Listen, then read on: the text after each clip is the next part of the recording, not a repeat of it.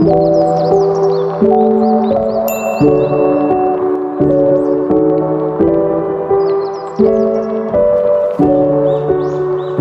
everyone. Sebelumnya, izinkan saya memperkenalkan diri terlebih dahulu.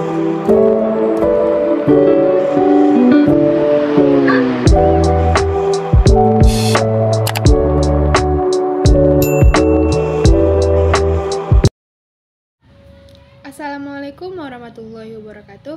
Perkenalkan, nama saya Hayatun Nufus dengan NIM 230210161, Prodi Administrasi Publik dari kelas 2E, Fakultas Ilmu Sosial dan Ilmu Politik dari Universitas Maliko Saleh.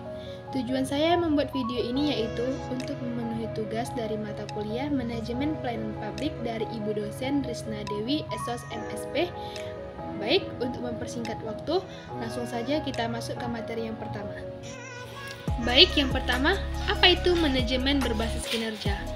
Manajemen berbasis kinerja adalah pendekatan manajemen yang berfokus pada pencapaian hasil dan tujuan organisasi melalui kinerja individu dan tim yang efektif. Selanjutnya ada tantangan dan implementasi.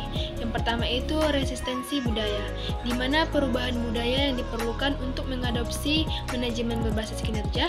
Yang kedua ada pengukuran yang tepat, di mana mengidentifikasi indikator kinerja yang relevan dan dapat diukur. Dan yang ketiga itu komunikasi yang efektif, memastikan komunikasi yang jelas dan terbuka antara atasan dan bawahan. Selanjutnya masuk ke pengukuran kinerja. Yang pertama itu ada key performance indicator, di mana indikator kuantitatif dan kualitatif untuk mengukur pencapaian dan tujuan. Yang kedua itu ada balance scorecard, kerangka kerja yang menyeimbangkan aspek keuangan pelanggan, proses bisnis dan pembelajaran. Dan yang ketiga itu ada umpan balik, memberikan umpan balik reguler untuk mendorong perbaikan kinerja. Selanjutnya ada umpan balik dan pengembangan. Umpan balik dan pengembangan ini terbagi menjadi tiga. Yang pertama, umpan balik reguler. Di sini memberikan umpan balik secara terus-menerus untuk perbaikan kinerja. Yang kedua itu ada pengembangan dan kompetensi, di mana mengidentifikasi kebutuhan pengembangan kompetensi karyawan. Yang ketiga itu ada rencana pengembangan, menyusun rencana pengembangan untuk meningkatkan kinerja. Baik, selanjutnya kita masuk ke tujuan dan manfaat manajemen berbasis kinerja. Yang pertama ada meningkatkan produktivitas, menyelaraskan tujuan individu dengan tujuan organisasi yang mendorong kinerja yang lebih baik. Yang kedua ada pengembangan karyawan, di mana memberikan umpan balik dan kesempatan untuk pengembangan kompetensi karyawan. Yang ketiga ada alokasi sumber daya, membantu organisasi mengalokasikan sumber daya secara efektif. Baik, selanjutnya kita masuk ke prinsip-prinsip manajemen berbasis kinerja. Prinsip-prinsip manajemen berbasis kinerja ini terbagi menjadi tiga. Yang pertama, kejelasan tujuan. Di sini tujuan organisasi harus jelas dan terukur. Yang kedua, komunikasi yang efektif antara atasan dengan bawahan. Yang ketiga ada pengukuran, di mana mengukur kinerja secara objektif dan adil.